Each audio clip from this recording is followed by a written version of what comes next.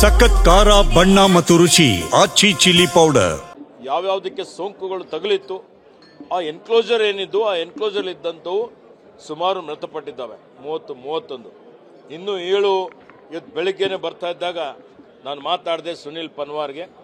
7 ಆರೋಗ್ಯಕರವಾಗಿದ್ದಾವೆ, antibiotics ಕೊಡ್ತಾ ಇದ್ದಾರೆ ಅವರಿಗೆ. ಮತ್ತೆ ಈ ಒಂದು ಏನು ಸೋಂಕಿದೆ ಅದು ಬೇರೆ ಎನ್ಕ್ಲೋಜರ್ಗೆ ತಗುಲದ ರೀತಿಯಲ್ಲಿ ನೋಡಿಕೊಳ್ಳುವಂಥ ಒಂದು ವ್ಯವಸ್ಥೆನೂ ಮಾಡಿದ್ದಾರೆ.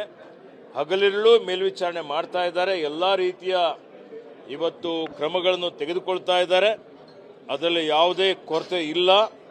ಮತ್ತು ಇದು ಒಂದು ಕೊರೋನಾ ಥರ, ಕೊರೋನಾ ವೈರಸ್ ಯಾವ ರೀತಿಯ ಮಹಾಮಾರಿ ಬಂದಿತ್ತು ಅದೇ ರೀತಿಯಲ್ಲಿ ಈ ಒಂದು ಬ್ಯಾಕ್ಟೀರಿಯಲ್ ಇನ್ಫೆಕ್ಷನ್ ಬಂದಿದೆ. ಬ್ಯಾಕ್ಟೀರಿಯಲ್ ಇನ್ಫೆಕ್ಷನ್ದಿಂದ ಈ ಒಂದು ಅವಘಡ ಆಗಿದೆ. ಆದಾಗ್ಯೂ ಇದರಲ್ಲಿ ಏನಾದರೂ ನ್ಯೂನತೆಗಳಿದ್ರೆ ಕೊರತೆಗಳಿದ್ರೆ ಅದರ ಬಗ್ಗೆ ನಮ್ಮ ಹಿರಿಯ ಅಧಿಕಾರಿಗಳು ತನಿಖೆ ಮಾಡಿ ವರದಿ ಕೊಡ್ತಾರೆ. ಆ ವರದಿ ಆಧಾರ ಮೇಲೆ ಮುಂದಿನ ಕ್ರಮ ತಗೊಳ್ತೀವಿ.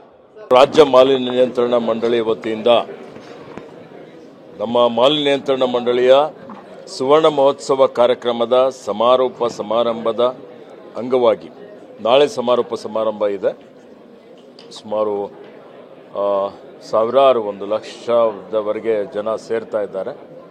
ಏನು ನಮ್ಮೆಲ್ಲರ ನೆಚ್ಚಿನ ನಾಯಕಿಯಾದಂಥ ಶ್ರೀಮತಿ ಇಂದಿರಾ ಗಾಂಧಿ ಅವರು ಇವತ್ತು ಅವರು ಪ್ರಕೃತಿ ಬಗ್ಗೆ ಪರಿಸರ ಬಗ್ಗೆ ಕಳಕಳಿಯನ್ನು ಇಟ್ಟುಕೊಂಡು ಏನು ವನ್ಯಜೀವಿ ಸಂರಕ್ಷಣೆ ಕಾಯ್ದೆ ತಂದರು, ಅರಣ್ಯ ಸಂರಕ್ಷಣೆ ಕಾಯ್ದೆ ತಂದರು, ಜಲ ಕಾಯ್ದೆ ತಂದರು, ಇವತ್ತು ವಾಯು ಕಾಯ್ದೆ ತಂದರು, ಇವೆಲ್ಲ ಮಾಲಿನ್ಯ ನಿಯಂತ್ರಣ ಮಾಡಲಿಕ್ಕೆ. ಹೀಗಾಗಿ ಇವತ್ತಿಗೂ ಅರಣ್ಯ ಉಳಿದಿದೆ, ಪ್ರಕೃತಿ ಪರಿಸರ ಸಂರಕ್ಷಣೆ ಆಗಿದೆ. ಇದರ ಬಗ್ಗೆ ಮಕ್ಕಳಲ್ಲಿ ಜನರಲ್ಲಿ ಅರಿವು ಮೂಡಿಸಬೇಕು ಅನ್ನುವಂಥ ಕಾರಣದಿಂದ ಸುಮಾರು ಇಡೀ ರಾಜ್ಯದಾದ್ಯಂತ ಮಾನ್ಯ ನರೇಂದ್ರ ಸ್ವಾಮಿಯವರು ಮತ್ತು ಅವರೆಲ್ಲ ತಂಡದವರು ಸೇರಿಕೊಂಡು ಇವತ್ತು ಅನೇಕ ಕಾರ್ಯಕ್ರಮಗಳನ್ನು ಆಯೋಜನೆ ಮಾಡಿ ಇಡೀ ರಾಜ್ಯದ ಜನರಿಗೆ ಈ ಪರಿಸರ ಬಗ್ಗೆ ಪ್ರಕೃತಿ ಬಗ್ಗೆ ಇದನ್ನು ಸಂರಕ್ಷಣೆ ಮಾಡುವಂಥದ್ರ ಬಗ್ಗೆ ಜನರಿಗೆ ಏನು ಇವತ್ತು ಅವಶ್ಯಕತೆ ಇದೆ, ಗಾಳಿಯಲ್ಲಿ ನೀರಿನಲ್ಲಿ ಆಹಾರದಲ್ಲಿ ಮಾಲಿನ್ಯ ಇದೆ, ಮಾಲಿನ್ಯ ನಿವಾರಣೆ ಮಾಡಬೇಕು ಅನ್ನುವಂಥ ದೃಷ್ಟಿಯಿಂದ ಸುಸ್ಥಿರ ಅಭಿವೃದ್ಧಿ ಆಗಬೇಕು ಅನ್ನುವಂಥ ಒಂದು ಆಲೋಚನೆಯನ್ನು ಇಟ್ಕೊಂಡು ಈ ಒಂದು ಕಾರ್ಯಕ್ರಮ ಅತ್ಯಂತ ಯಶಸ್ವಿಯಾಗಿ ನಡೆದಿದೆ. ನಾಳೆ ಕಾರ್ಯಕ್ರಮದ ಸಮಾರೋಪ ಇದೆ. ಮಾನ್ಯ ಮುಖ್ಯಮಂತ್ರಿಗಳು ಮಾನ್ಯ ಉಪಮುಖ್ಯಮಂತ್ರಿಗಳು ಬರ್ತಾ ಇದ್ದಾರೆ.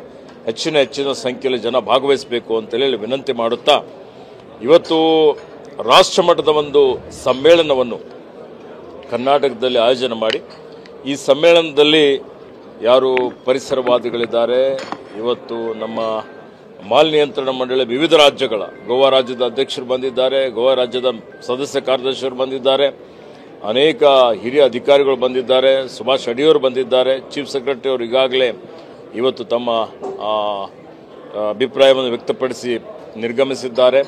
ಮಾನ್ಯ ಉಪಮುಖ್ಯಮಂತ್ರಿಗಳು ಬಂದು ಇದಕ್ಕೆ ಉದ್ಘಾಟನೆ ಮಾಡಬೇಕಾಗಿತ್ತು. ವಿಷಯ ಏನಪ್ಪ ಅಂತ ಹೇಳಿದರೆ ಸಸ್ಟೈನಬಲ್ ಡೆವಲಪ್ಮೆಂಟ್, ಸುಸ್ಥಿರ ಅಭಿವೃದ್ಧಿ ಆಗುವಂಥದ್ದು ಮತ್ತು ಸರ್ಕ್ಯುಲರ್ ಎಕಾನಮಿ. ಇವತ್ತೇನು ನಾವು ಇದ್ದಂಥ ನಮ್ಮಲ್ಲಿ ಯಾವುದೇ ನಾವೀಗ ಇವತ್ತು ಘನತ್ಯಾಜ್ಯ ಇದೆ, ಮಲತ್ಯಾಜ್ಯ ಇದೆ, ನೀರೇನು ಮರುಬಳಕೆ ಮಾಡ್ತಾ ಇದ್ದೇವೆ. ನೀರು ಮರುಬಳಕೆ ಮಾಡೋದ್ರಿಂದ ನೀರನ್ನು ನಾವು ಸಂರಕ್ಷಣೆ ಮಾಡಿದಂಗೆ ಆಗ್ತದೆ ಮತ್ತು ಪುನಃ ಬಳಕೆ ಮಾಡಲಿಕ್ಕೂ ಅದನ್ನು ನಾವು ಉಪಯೋಗ ಮಾಡ್ಬೋದು. ಅದೇ ರೀತಿಯಲ್ಲಿ ಇವತ್ತು ನಾವೇನು ಯಾವುದೇ ತ್ಯಾಜ್ಯವನ್ನು ಆ ತ್ಯಾಜ್ಯ ವೇಸ್ಟ್ ಎನರ್ಜಿ ಥರ ನಾವು ಅದನ್ನು ಕನ್ವರ್ಟ್ ಮಾಡ್ಬೋದು. ಆ ರೀತಿಯಲ್ಲಿ ಪ್ಲಾಸ್ಟಿಕ್ ಇದೆ, ಏಕಬಳಕೆ ಪ್ಲಾಸ್ಟಿಕ್ ನಿಷಿದ್ಧ ಮಾಡಿದ್ದೇವೆ. ಆದರೆ ಪ್ಲಾಸ್ಟಿಕ್ ಮಣ್ಣಲ್ಲಿ ಮಣ್ಣಾಗೋದಿಲ್ಲ, ನೀರಲ್ಲಿ ಕರಗೋದಿಲ್ಲ. ಪ್ಲಾಸ್ಟಿಕ್ ಇವತ್ತು ಏನಾದರೂ ಅದಕ್ಕೆ ನಾವು ಸುಟ್ಟಾಕ್ಬಿಟ್ರೆ ಅದರ ಏನು ಆವಿ ಇದೆ ಅದು ಗಾಳಿಯಲ್ಲಿ ಸೇರಿಕೊಂಡು ಅದು ವಿಷ ಆಗ್ತದೆ.